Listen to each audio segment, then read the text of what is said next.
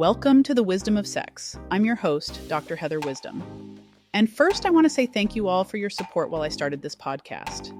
Content may come easily, recording can be easy, and editing mediocre difficult, but building an audience and getting your podcast noticed. Now, that's the hard part. So, thank you to those who have given me 5 stars, sent messages, and shown your support. It helps so much. It is amazing to Google your own name and have it be the first thing to pop up. So thank you. And with that, let's begin. Today, we're talking about a topic that's as fascinating as it is complex: the impact of certain personality and mood disorders on relationships and sexuality. We'll be covering borderline personality disorder, BPD, histrionic personality disorder, HPD, bipolar disorder, and narcissistic personality disorder, NPD. Each of these can bring unique challenges to intimacy, attachment, and communication, sometimes making it hard to tell the difference between passion and conflict. This episode isn't just about getting to know the different conditions. It's also about sharing helpful insights, practical tips, and a little bit of empathy. If you or someone you know is dealing with one of these disorders, stick around, get on the couch, and let's talk. Let's start with borderline personality disorder, or BPD. Often described as a condition of emotional intensity, BPD affects how people process and respond to their emotions, which can make their relationships feel like a whirlwind of highs and lows. People with BPD experience emotions with incredible depth, feeling joy, anger, sadness, and love more intensely than most. Because of this emotional sensitivity, small incidents that might feel minor to others can trigger significant reactions for someone with BPD. This intense emotional response can lead to rapid mood shifts, ranging from feeling euphoric in a relationship to feeling profound sadness or anger, often within a very short time frame. One of the core challenges in BPD is a deep-rooted fear of abandonment. This fear can stem from past trauma, experiences of instability, or simply the condition itself, making people with BPD highly sensitive to any perceived distance from their partners. The thought of losing someone they love, even temporarily, can feel like an existential threat, leading them to act in ways that might seem erratic or impulsive. They may go to great lengths to maintain closeness, sometimes even unintentionally creating conflict in an effort to keep their partner's attention. In terms of sexuality and intimacy, this fear of abandonment often plays a major role. People with BPD may seek physical intimacy as a way to feel secure, using closeness as a means of reassurance that their partner isn't pulling away. Sexual intimacy can be a powerful way for them to feel connected, valued, and loved, particularly during moments of heightened emotional need. However, this same drive for closeness can backfire. If they sense a partner withdrawing, whether it's physically, emotionally, or through a perceived lack of interest, they may experience a sharp rise in insecurity and fear. This can lead to overthinking, jealousy, and even behaviors that unintentionally push the partner away. For many individuals with BPD, the cycle of seeking closeness and feeling anxious about potential abandonment can make relationships both passionate and chaotic. They may have periods of intense bonding and connection, followed by phases of worry, suspicion, or anger if they believe their partner is distancing themselves. These patterns can place a strain on relationships if both partners aren't prepared for the emotional intensity that often accompanies BPD. It's important to note, though, that with mutual understanding, open communication, and patience, people with BPD can cultivate stable, meaningful, and fulfilling relationships.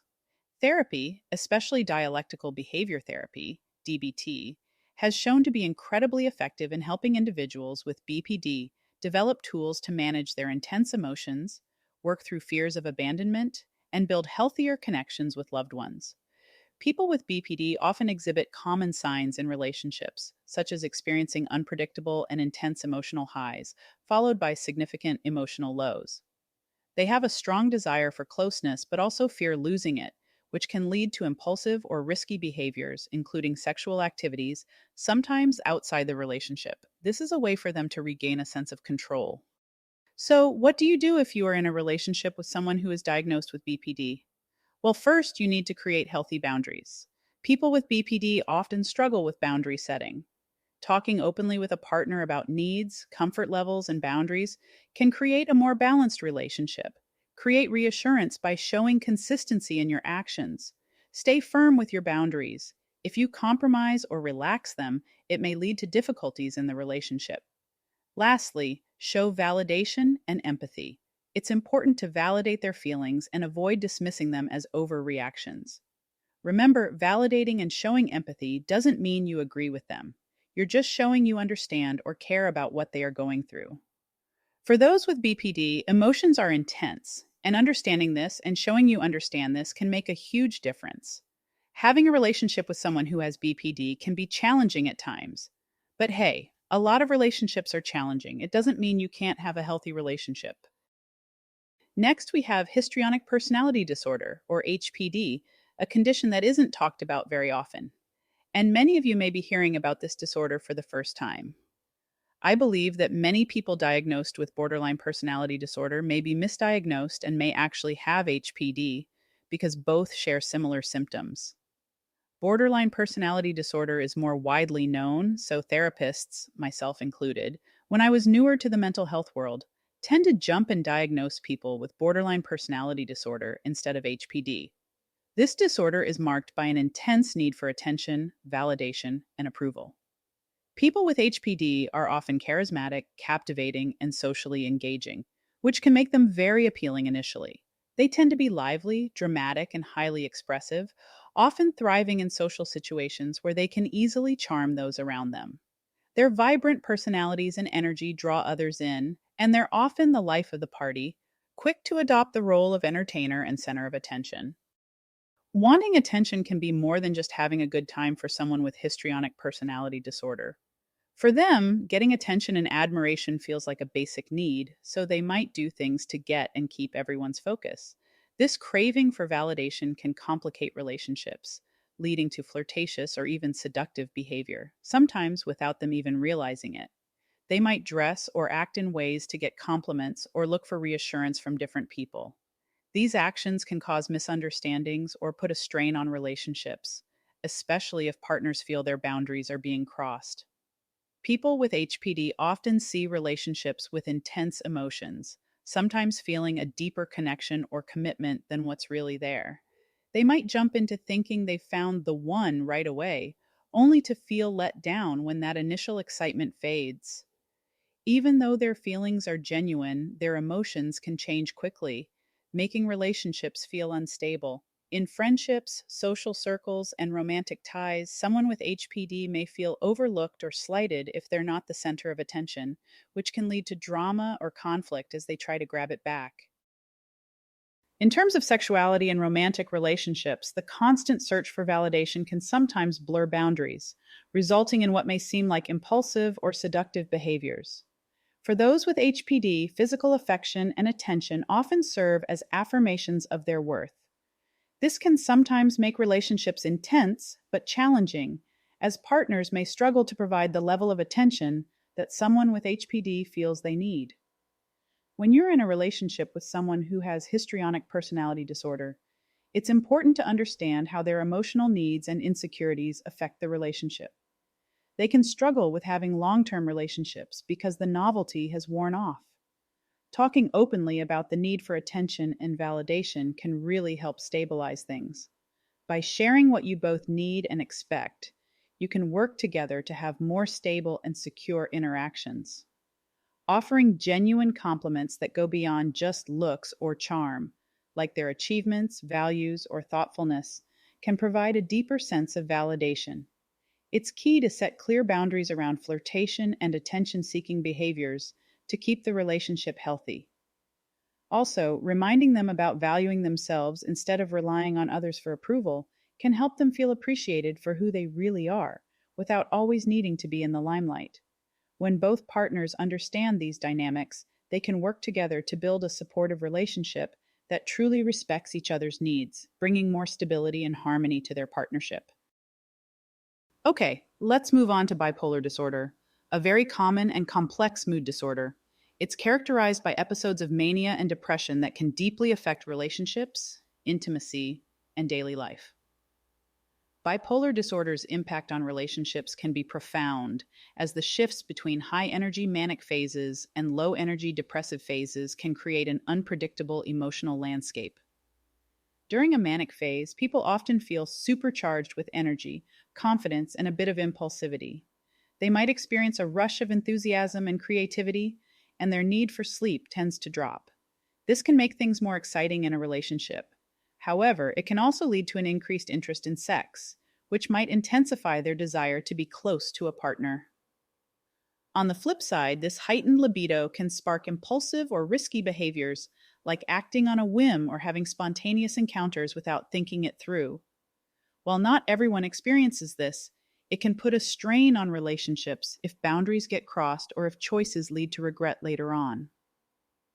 The depressive phase of bipolar disorder brings its own unique challenges. During this time, energy levels tend to dip, leading to feelings of hopelessness, fatigue, and withdrawal. People may lose interest in activities that previously brought them joy, including intimacy. This shift can create some distance in relationships, leaving partners feeling confused or even rejected by the sudden changes. And it's not uncommon for individuals to grapple with feelings of worthlessness or guilt, which can lead to emotional withdrawal. This makes it harder for both partners to maintain an open and engaging connection. When depression sets in, motivation for socializing or bonding can fade away, which can leave partners navigating a quieter, more withdrawn version of the person they love. Living with the ups and downs of bipolar disorder can make planning for the future feel tricky. Partners might find it hard to know which side of their loved one will show up, and this inconsistency can be emotionally tough. Making small plans, like going on dates or having intimate evenings, may need some flexibility based on mood changes, which can lead to feelings of disappointment or confusion. Being in a relationship with someone diagnosed with bipolar disorder comes with its own challenges, so ensuring you educate yourself about the signs of mania and depression can help partners manage expectations and reduce surprises. Knowing how each phase manifests allows partners to recognize signs early, helping them respond with understanding rather than frustration. Books, support groups, and discussions with mental health professionals can all be helpful resources to better understand the disorder's impact. Regular open communication is essential, as it is with everything. I think I bring up communication in almost every episode because, well, that's how important it is. Good communication goes a long way with someone who has bipolar. Remembering that mood swings don't always reflect how a person feels about you. Talking openly about changes in mood and energy can help avoid misunderstandings. It's great to encourage your partner to let you know when they feel an episode is coming on. This way, you can create a supportive and understanding atmosphere where both of you feel valued and aware of each other's needs. Bipolar disorder thrives in instability, so creating routines, like regular sleep schedules, exercise, and balanced meals, can help lessen the impact of mood episodes. Couples who encourage self-care together can build resilience against mood swings. And don't forget to celebrate the moments of calm and consistency in your relationship. Doing so can reinforce a sense of normalcy and appreciation for one another. It serves as a reminder of your relationship's strengths and the shared experiences that go beyond any challenges you face. Bipolar disorder brings unique challenges, but with understanding and patience, it's possible to have a healthy, loving relationship. Both partners must recognize that mood shifts are part of the condition and not personal. With mutual support, effective strategies, and professional help, couples can build a partnership that balances love, patience, and resilience. Lastly, and probably the most complicated and most talked about disorder, is Narcissistic Personality Disorder, or NPD. NPD is characterized by traits like an inflated sense of self-importance, a need for constant admiration, and a limited ability to empathize with others. People with NPD tend to see themselves as exceptional and may feel entitled to special treatment. In relationships, these traits can be challenging to manage as they often lead to an unbalanced focus on their own needs, sometimes leaving their partner's emotional needs unmet. When it comes to intimacy, individuals with NPD might view sex less as a shared, mutual experience and more as a performance, a way to affirm their own attractiveness, desirability, or prowess. They may use intimacy as a means to reinforce their self image, seeing it as a stage on which they're admired or desired, rather than a way to foster connection and closeness with a partner. This perspective can create an emotional disconnect, leaving their partner feeling like an accessory rather than an equal participant in the relationship. People with NPD often have a hard time paying attention to their partner's needs, as they're usually focused on what works for them. If their partner asks for more attention or compassion, they might react poorly, especially if they think it takes away from their own wants or image. This kind of thinking can leave partners feeling ignored or undervalued. At the start of relationships, people with NPD often charm others with their confidence and charisma. They might go all out to impress their partner with big gestures or by showing off how accomplished or desirable they are. But over time, these flashy displays can start to feel empty, and partners may realize they've fallen for an image instead of a real person. When someone with NPD gets criticized or even hears feedback that seems like a slight, it can trigger a strong reaction. They might get defensive or even aggressive if they feel disrespected, since their self-image relies on being seen as perfect or superior. This makes it tough to resolve conflicts because honest feedback often leads to defensiveness rather than constructive conversation. Setting clear and firm boundaries is really important in relationships with someone who has narcissistic personality disorder. It's all about creating expectations for respectful communication, making decisions together, and considering each partner's needs. By establishing these boundaries, you can help ensure that both partners maintain their individuality and feel valued. For instance, having open chats about how much time you spend together versus apart can prevent feelings of overwhelm and the need for constant attention. People with NPD often look for validation and admiration to feel good about themselves. Encouraging self reflection and supporting inner qualities like kindness, patience, and respect over external praise can foster a healthier connection. It's great to reinforce genuine empathy and bonding moments rather than just focusing on someone's charm or status. Being in a relationship with someone who has NPD can be both emotionally stimulating and exhausting, and it also takes a bit of effort to prioritize personal boundaries and your emotional health. So remember to have regular self check ins by taking a moment to reflect on your feelings, needs, and boundaries to ensure you're looking after your own well being too. Don't hesitate to lean on friends, family, or even a therapist. They can offer great support, helping you stay grounded and providing valuable perspectives on your relationship. And remember that change often happens gradually, especially in relationships involving NPD. Celebrate and appreciate the little moments of growth and self awareness, whether it's in yourself or your partner. With a bit of understanding, patience, and commitment from both sides, a relationship with someone who has NPD can work. It may not seem like it at times, but utilizing therapy, keeping communication open, and practicing self care, you can build a relationship full of respect, empathy, and authenticity.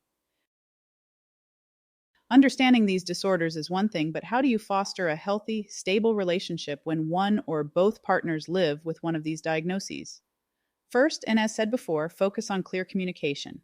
Open and honest communication helps both partners express their feelings, needs, and expectations. Next, be patient with mood variations. Whether it's bipolar mood swings or emotional shifts in BPD, understanding that symptoms aren't personal can make it easier to navigate. And make sure to educate yourself and each other. Knowledge is powerful. Learning about each other's challenges and how they affect intimacy and love can help create empathy and resilience. Seek support. Don't hesitate to turn to professional help. Individual and couples therapy can provide a safe space for working through issues. And lastly, and maybe the most important, is to practice self-care. Both partners should make time for their mental health. A healthy relationship involves supporting one another and knowing when to step back. But with all this said, I understand that dealing with someone who has one or more of these disorders or any other disorder can be incredibly challenging, especially if their behavior is abusive, particularly verbally. It's important to remember that you deserve to be treated with respect, and you are not obligated to stay and endure this kind of treatment. I want to be clear. I am in no way saying you need to try harder, and everything will be sunshine and unicorns. Some dynamics can truly be too difficult. Above all, Your well-being should be your priority, whether that means working on the relationship or considering a separation. You are not alone in this, and you need to give yourself permission to choose what is best for you. Well, our time is up for today. I hope this episode was insightful and helpful for you. If you enjoyed this episode, give it 5 stars. It helps so much in growing the audience and jumping up to be more visible. Thanks for tuning in to this episode of The Wisdom of Sex. And if you have any questions, stories, or topics you'd like me to cover in future episodes, reach out to me on social media or shoot me an email, drheatherwisdom@gmail.com. Until next time, love yourself, love each other, and stay wise. Take care.